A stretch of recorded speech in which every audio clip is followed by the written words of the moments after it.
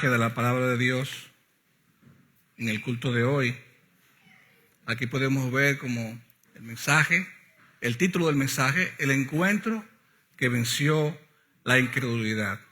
El encuentro que venció la incredulidad. Ustedes saben, hermanos, que nosotros vivimos en un mundo que en cuanto al Señor muchas veces se muestra incrédulo. Porque es un mundo ya acostumbrado a las pruebas tangibles, a lo que se puede ver, a lo que se puede tocar, a lo que puede ser visible. Y es como cuando alguien va a un juicio y necesita llevar pruebas para que el juez determine si esas pruebas son aceptadas o no son aceptadas. Así vive el mundo y a veces así vivimos los creyentes. Y el personaje que vamos a estar hablando de en esta mañana, en este pasaje, Tomás, es un personaje que muchas veces se utiliza como una muestra, un parámetro de la falta de fe, no solamente en aquellos que no conocen al Señor Jesús, sino también en aquellos que los conocen. Porque muchas veces nosotros los creyentes vivimos una vida de fe entre comillas, pero verdaderamente no estamos creyendo a Dios en el transcurrir de nuestra vida de fe. Aquí la porción de la palabra de Dios que vamos a estar utilizando es San Juan, el Evangelio según San Juan, el capítulo 20, los versículos del 24 al 29. Y vamos a ver, hermanos, entonces cómo aparece este momento en la vida de Tomás y el encuentro con el Señor Jesús. Vamos a leer en el capítulo 20 a partir del versículo 19 para tener un contexto más amplio sobre la narración bíblica. Este pasaje que vamos a comenzar a leer a partir del 19 al 23 fue el que estuvimos hablando de él el domingo pasado sobre un encuentro transformador, cuando el Señor se aparece a los discípulos y habla con ellos allí acerca de las cosas que acontecieron. Dice San Juan capítulo 20, versículo 19, de la manera siguiente. Cuando llegó la noche de aquel mismo día, el primero de la semana, estando las puertas cerradas en el lugar donde los discípulos estaban reunidos por miedo de los judíos, vino Jesús y puesto en medio les dijo, paz a vosotros, paz a vosotros. Recuerdo que hablábamos sobre esa paz que el Señor da, esa paz que es necesaria para cada uno de nosotros, esa paz que se necesita no solamente para que nosotros vivamos en ella o por ella, sino también para que podamos transmitirla a los demás, porque si no tenemos paz con nosotros mismos, no podemos transmitir esa paz a otros. Y esa paz no es como el mundo la da, porque en el mundo se entiende que la paz viene a través de la guerra. En el cristianismo se entiende que la paz viene a través de la misma presencia de nuestro Señor y Salvador Jesucristo en la presencia de nuestras vidas. Dice el versículo 20, y cuando les hubo dicho esto, les mostró las manos y el costado, y los discípulos se regocijaron viendo al Señor. El Señor se aparece allí y muestra evidencias claras de su del acto de la resurrección. Muestra, dice la palabra de Dios, hace uso de estas pruebas, muestra las manos y muestra el costado. Continúa diciendo la palabra de Dios, y los discípulos se regocijaron viendo al Señor. Entonces Jesús les dijo otra vez, paz a vosotros, reiterando la exhortación anterior. Como me envió el Padre, así también yo os envío a vosotros. Recordemos, hermanos, que el Señor está aquí nuevamente hablando que esa paz era necesaria para que la obra del Señor continuara extendiéndose. Esa paz era o es y sigue siendo necesaria para que todavía hoy los que hemos abrazado esta fe, los que hemos creído en ella, podamos seguir extendiendo la misericordia de Dios a través de la predicación del Evangelio. Y habiendo dicho esto, sopló y les dijo, recibid el Espíritu Santo. A quienes remitéis los pecados, les son remitidos, y a quienes les retuviereis, les son retenidos. Y así fue ese encuentro del Señor con los discípulos. Ahora, ¿qué pasó en ese encuentro? Hubo una persona que no estuvo en ese encuentro, según narra la palabra de Dios, y su nombre era Tomás. Pues en esta porción de los versículos del 24 en adelante vamos a ver entonces ese encuentro que venció la falta de fe de aquel hombre. Ese encuentro que venció la falta de fe de aquel hombre. Dice la palabra de Dios en el versículo 24, pero Tomás, uno de los 12, llamado Dídimo, no estaba con ellos cuando Jesús vino. Estaba ausente. ¿Dónde estaba Tomás mientras los discípulos se mantenían reunidos allí, escondidos de la persecución de los judíos? No lo dice la Biblia. No narra la Biblia que Tomás estaba en la casa de un primo, que estaba compartiendo con unos amigos. Pero por lo que uno deja entrever en la palabra, él no estaba con el grupo. No estaba allí con el grupo. Donde muchas veces nosotros, hermanos, tenemos que estar. ¿Dónde estamos nosotros a veces cuando el Señor nos manda a que estemos reunidos, a que estemos compactos, unidos en un acto o una acción que tiene que ver con la obra de Dios? Pues Tomás no estaba allí cuando los discípulos, estaban reunidos, digamos, con miedo por la persecución de los judíos. Le dijeron pues los otros discípulos a Tomás, al Señor hemos visto. Y él les dijo, si no viere en sus manos la señal de los clavos, y metiere mi dedo en el lugar de los clavos, y metiere mi mano en su costado, no creeré. No creeré. Tomás fue un hombre cortante, directo, fue un hombre que expresó, digamos, lo que sentía en ese momento. Se sintió Tomás incómodo porque no pudo estar en el momento de la aparición del Señor Jesús a los discípulos. Probablemente lo llevó esto a decir estas palabras de manera fuerte, habiendo escuchado Tomás todas las palabras que el Señor había dicho y confirmando a los discípulos que el Señor había vuelto y que había resucitado y que se había aparecido a ellos, era probable. Muchas veces nosotros como seres humanos tenemos reacciones, como creyentes tenemos reacciones que no son de creyentes. Porque si Tomás había estado con el Señor, si había visto, si había estado acompañando al Señor, ¿cómo él no iba a entender cuando los discípulos todos le dieran la noticia? Pudo haber estado incómodo, pudo haber estado confundido, pero llegar a decir esta expresión, si no tuviera yo esta y esta prueba, entonces yo no voy a creer que Él estuvo con ustedes. ¿Tendrían los discípulos alguna, cosa para dudar? ¿O tuvieron ellos quizás alguna intención de hacer que Tomás dudara? No, de ninguna manera. No había la intención, porque la intención era estar unidos hasta que el Señor nuevamente apareciera.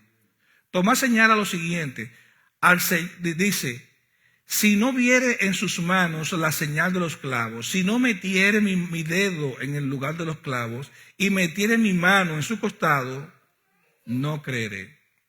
Hermano, muchas veces nuestra palabra tiene mucho peso. Tiene mucho peso delante de los demás. Y a veces nosotros somos juzgados por lo que decimos o por lo que hacemos. Muchas veces yo puedo tener una expresión que probablemente no es la intención de mi corazón, sino quizás un momento de ira, un momento de desenfoque o un momento en el que yo no estoy preparado para dar una respuesta o decir alguna palabra. Y la palabra que digo entonces me hace esclavo de esa acción o de ese acto que he cometido. Y aquí entonces Tomás probablemente se ve en una situación difícil, no solamente frente a los discípulos, sino frente al Señor. Pero la Biblia ha dejado este ejemplo, hermanos, para que nosotros podamos entonces ver, creer y aprender del ejemplo de Tomás. Dice el versículo 26 que 8 días después, estaban otra vez sus discípulos dentro y con ellos estaba Tomás. Ahora sí Tomás está en el grupo. Ahora sí Tomás está donde debía de estar, junto con sus hermanos, junto con los discípulos, esperando la promesa del Señor Jesús. Llegó Jesús, estando las puertas cerradas, y se puso en medio de ellos y les dijo: paz a vosotros. Hermanos, nuevamente esta expresión el Señor la dice: paz a vosotros, paz a vosotros. Yo creo, hermanos, sin ninguna duda, que el mundo que nosotros estamos viviendo hoy es un mundo que necesita mucho de la paz. Pero la paz que debe comenzar con nosotros, como yo decía la semana pasada. Una paz que se debe dar en nosotros por la misma presencia del Espíritu Santo y la misma presencia de Jesús en nuestras vidas como creyentes. Y fíjense que es una y otra vez que Dios dice: paz a vosotros. Yo tengo que aprender a tener paz conmigo mismo. Tengo que aprender a tener paz con los que viven conmigo, con mi esposa, con mis hijos, con mis vecinos, con mis familiares, con mis familias de origen. Aprender a tener paz, porque lamentablemente, hermanos, estamos viendo que el mundo de hoy es un mundo que no tiene paz. Entonces, si nosotros no procuramos predicar y practicar esa paz que Dios nos da, que Jesús nos da, no como el mundo la da, para que podamos vivir vidas reales y vidas más tranquilas.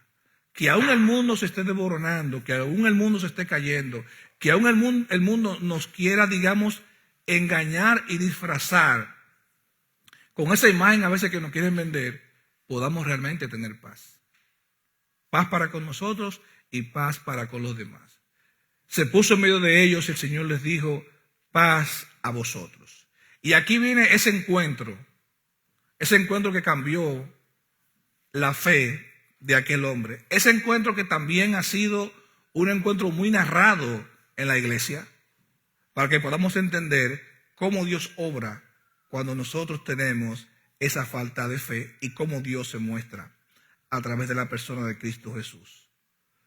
Versículo 27 dice: luego dijo a Tomás: pon aquí tu dedo y mira mis manos, y acerca tu mano y métela en mi costado, y no seas incrédulo, sino creyente. No seas incrédulo, sino creyente.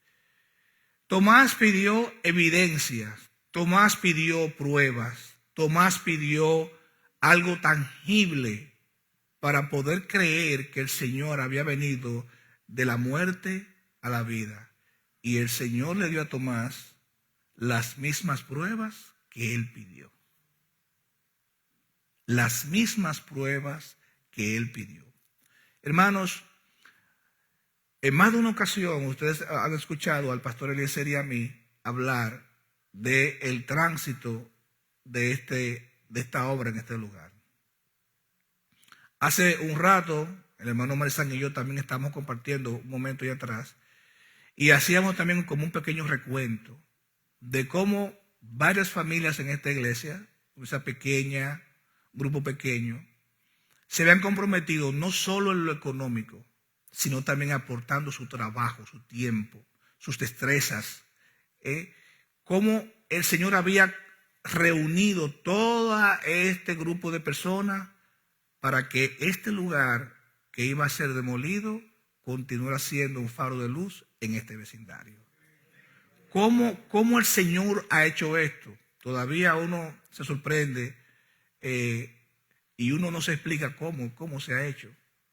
Cómo llegó el dinero, cómo llegó tal cosa, cómo llegó esto. A veces uno se sorprende. Y el Señor todo lo había llevado ahí. ¿Sabe qué hizo el Señor con nosotros? nos dio las evidencias y las pruebas de que Él es Dios. Porque cuando nosotros no podíamos, cuando ya pensábamos que no podíamos hacer nada frente a los demás grupos que querían adquirir este local, el Señor hizo la obra y utilizó los recursos que Él tenía que utilizar. No le pedimos pruebas al Señor, solamente nos quedamos esperando en Él, pero Él nos dio las evidencias y las pruebas para que veamos que Él es real. Y aquí estamos, hermanos, sirviendo y sobre todo predicando, hablando y practicando esto que dijo el Señor a los discípulos. Paz a vosotros. Y que esa paz, hermanos, siempre se mantenga así en medio nuestro. Así que aquí, hermanos, Tomás recibió de parte del Señor esas pruebas, esas evidencias. ¿Y para qué? Para que no sea incrédulo, sino creyente. Ese fue el propósito. Pero fíjese que aquí en esta porción de la palabra de Dios, Jesús solamente se enfoca en Tomás. Es solamente en él que se enfoca. ¿Por qué? Porque era el que necesitaba esa evidencia. Era a quien Jesús necesitaba mostrarse y decirle: no seas incrédulo, sino creyente. Cuando uno habla de creyente, hermanos, ¿qué es lo que realmente significa? A veces nosotros, la palabra creyente está muy relacionada con la palabra creer. Y la palabra creer en el contexto bíblico va muy ligada a la palabra fe. Y yo quiero que ustedes me acompañen, hermano, y aquí quiero hacer una parada, porque cuando uno habla de creyente, uno puede creer en muchas cosas, Y sabemos que no solo el mundo cristiano, el mundo en sentido general está dividido en creencias. En cualquier área del saber, usted encuentra que las personas que practican el mismo campo, profesional, están divididos en algunas creencias. Usted se va a la medicina, por ejemplo, y usted encuentra que, para el tema de la pérdida de peso, hay médicos que usan pastillas, hay médicos que usan inyecciones o las recomiendan. Sin embargo, hay otros que se van por el tema de la alimentación, el ejercicio, la vida sana. Y así cada área tiene una idea distinta de cómo llegar a cómo llegar a un punto por diferentes caminos. Pero en la fe cristiana no es así. Para llegar a Dios no hay 5 ni 7 caminos, sino uno, que es Jesucristo.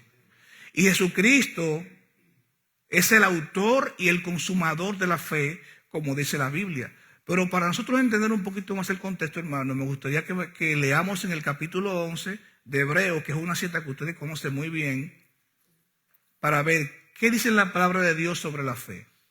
Hebreos capítulo 11 dice: es pues la fe la certeza de lo que se espera y la convicción de lo que no se ve. Hermanos, la fe no es ciencia. La fe no es ciencia.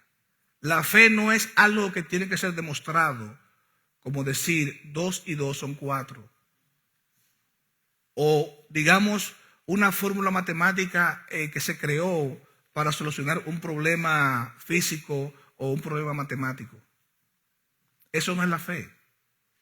Porque hay cosas en esta vida, hermanos, que nosotros no podemos entenderla, que uno ve la muestra de Dios haciéndola y tú dices, ¿y cómo pasó? Ni siquiera a veces los mismos integrantes del área científica lo pueden entender, como en temas de salud, en temas de catástrofe natural.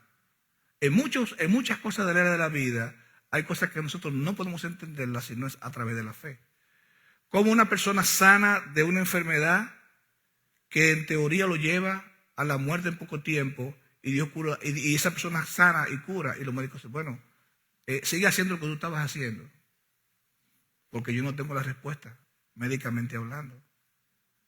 Como una persona que de repente está en la calle delinquiendo y un día tiene, como el apóstol Pablo, ese encuentro con el Señor y de repente su vida se transforma y viene a Dios. O sea, ¿cómo pasó eso? Cuando uno ve la historia de Pablo, un hombre perseguidor de la iglesia, un hombre conocedor de la ley, un hombre que era fariseo, y de repente este hombre deja todo eso y sigue a Cristo para predicar el evangelio y la salvación de las almas a través de él. Eso es fe. Eso es convicción. Por eso digo, hermano, la fe no es ciencia. La fe no es ciencia. La fe es creer en Dios a través de la persona de Cristo. Siempre analizamos estas dos palabras, certeza y convicción. Certeza y convicción. ¿Por qué? Porque yo estoy ciertamente convencido ciertamente, de que Jesús es el Hijo de Dios y a través de Él tengo salvación. Y certeza y convicción son dos palabras que van muy ligadas, porque es como estar seguro, estar firme en lo que yo creo.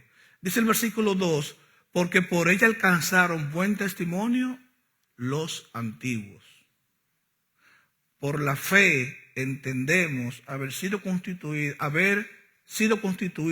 el universo y por la palabra de Dios, de modo que lo que se ve fue hecho de lo que no se veía.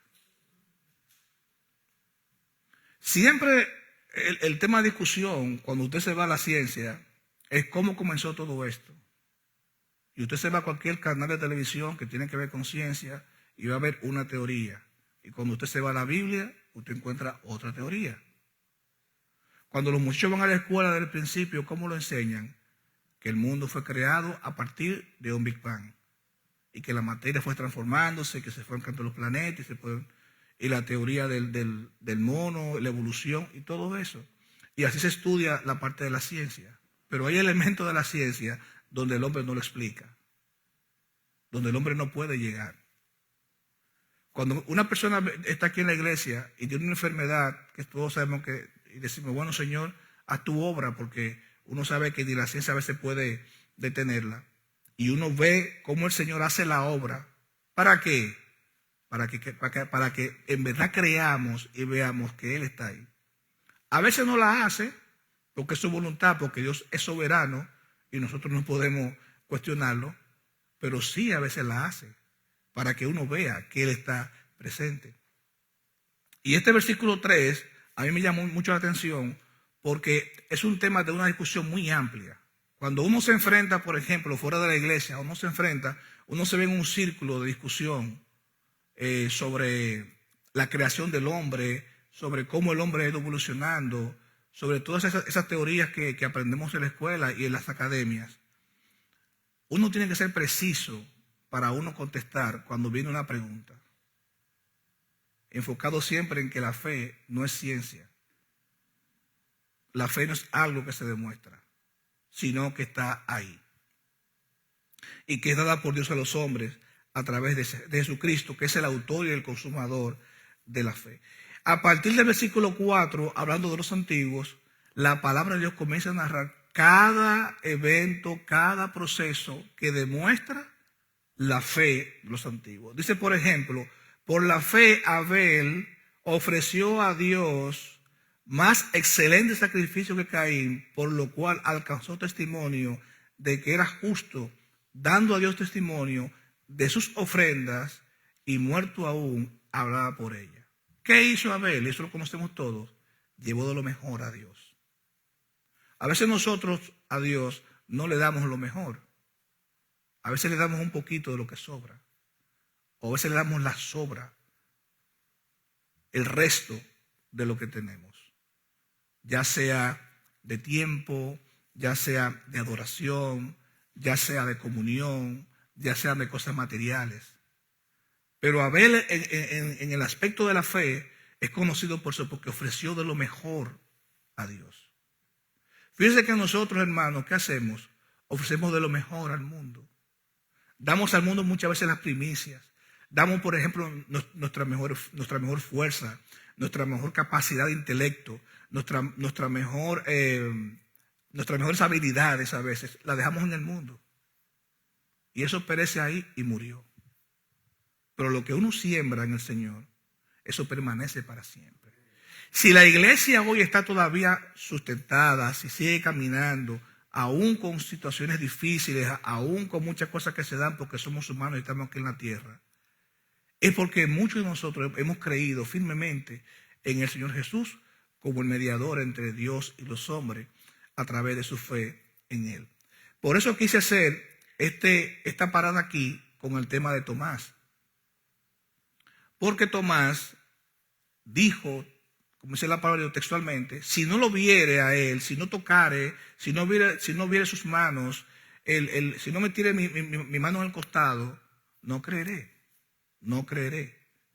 Entonces el Señor, cuando se aparece a Tomás en el versículo 27 y le invita y le dice, pon aquí tu dedo, mira mis manos y acerca tu mano y métela en mi costado y no seas incrédulo, sino creyente. Porque tú tuviste la oportunidad que muchos no tuvieron de andar conmigo, de ver los milagros, de haber podido ser partícipe de todo esto que Dios hizo a través de Jesús. Entonces Tomás respondió y le dijo, Señor mío y Dios mío. Una actitud correcta de Tomás. ¿Por qué? Porque reconoció la grandeza de Jesús. Reconoció el poderío de Jesús. Reconoció digamos, lo grande que es el Señor. Señor mío y Dios mío. Esto es una muestra de humillación, de sumisión a Dios. No como muchas veces el hombre entiende la sumisión a otro hombre. Porque muchas veces nosotros cuando vemos que un hombre se humilla delante de otro hombre, el hombre lo ve como algo como una muestra de debilidad.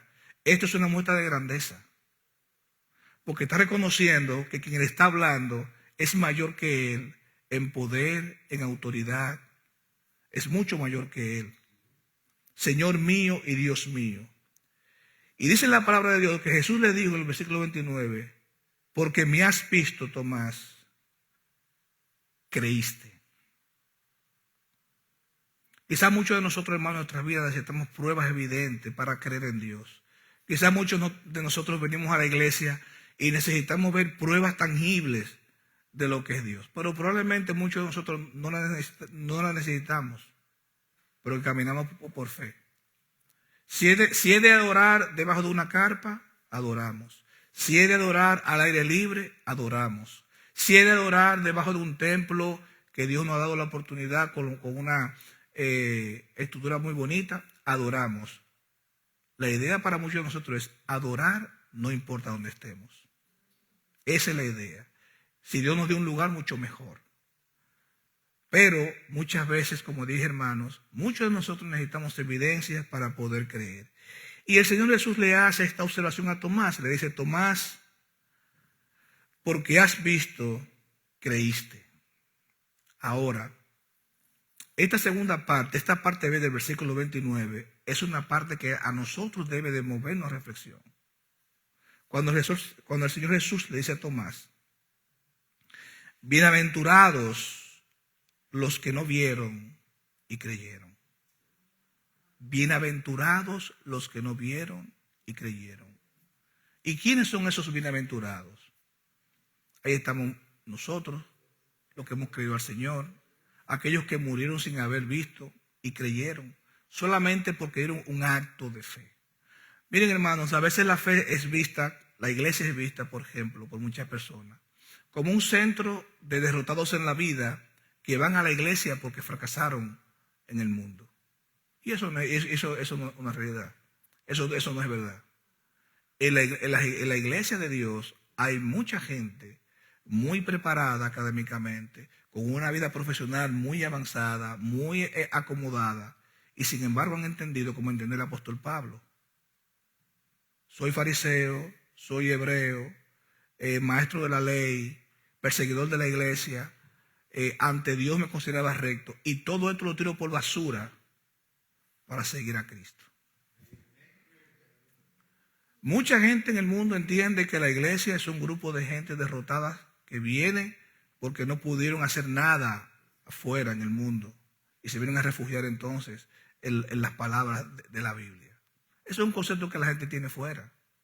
Sin embargo, la misma palabra de Dios dice, lo que acontece a un justo, acontece también al injusto. O viceversa, lo que acontece al injusto, también acontece al justo. El sol sale para todos de la misma forma, porque estamos viviendo todos, creyentes y no creyentes, en un mismo mundo. Ahora, ¿cuál es la diferencia? Que algunos de nosotros nos acercamos a Dios buscando esa paz que el mundo no puede dar. Y alejándonos de aquellas cosas que sabemos que nos hacen daño y que el mundo nos motiva a hacerla. Y buscando esa presencia de Dios, sabiendo ya que lo que está en el mundo no aprovecha para nada. Sin embargo, la cosa de Dios aprovecha para todos. Bienaventurados los que no vieron y creyeron, le dijo el Señor a Tomás. Hermanos, que nosotros podamos ser hombres y mujeres bienaventurados siempre. Que sin ver, por fe creemos. Señor, hágase tu voluntad. Señor, estamos aquí. Somos hombres y mujeres pecadores, débiles, que fallamos. Porque mientras estemos en este cuerpo imperfecto, vamos siempre a cometer errores. Pero ahí está la palabra de Dios, el Espíritu Santo y la obra de Dios que nos recordará siempre que Él está ahí y que podemos siempre acercarnos delante de su presencia a través de la persona de Cristo cuando nosotros estemos, digamos, débiles, cansados, agobiados o que por alguna razón no nos sintamos, digamos, completos en Jesús. Esa es la ventaja que tenemos nosotros, los bienaventurados, aquellos que hemos creído en Jesús por su obra redentora en la cruz del Calvario. Hermanos, para finalizar, quiero solamente leer estos dos versículos. El versículo 30 y el 31. Hizo además Jesús muchas otras señales en presencia de sus discípulos, las cuales no están escritas en este libro. El Señor quiso dejarnos a nosotros las evidencias necesarias para que pudiéramos hacer un correcto ejercicio de la vida cristiana. Encuentros con los discípulos, encuentros con aquellos que no creían, encuentros con aquellos que creían, los milagros, las sanaciones, la predicación de la palabra de Dios, la oración por los enfermos, la sanación por los enfermos, todas esas evidencias de la Biblia que están ahí, era para que nosotros creyéramos en ella. Dice el 31, pero estas cosas han sido escritas, ¿para qué?